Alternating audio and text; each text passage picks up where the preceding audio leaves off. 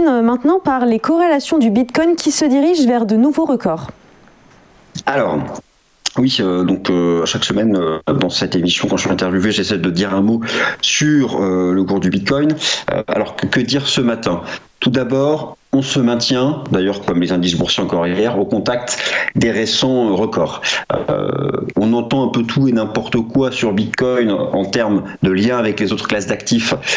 Certains pensent qu'il est lié à l'or, d'autres le mettent en valeur refuge, d'autres essayent d'expliquer son lien avec les taux d'intérêt. Bon, c'est important de chercher à comprendre. Moi, justement, je me suis tourné du côté d'une approche plus objective, donc simplement la statistique.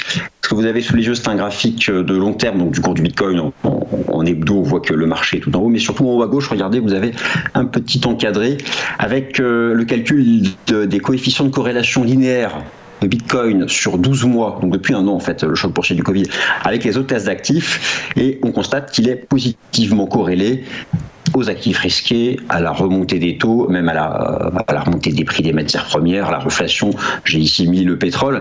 Donc attention à son lien avec les actions. Le marché bloque pour le moment sous une résistance technique à 60 000 $ et pourrait rester bloqué justement parce que les actions commencent à connaître des prises de bénéfices.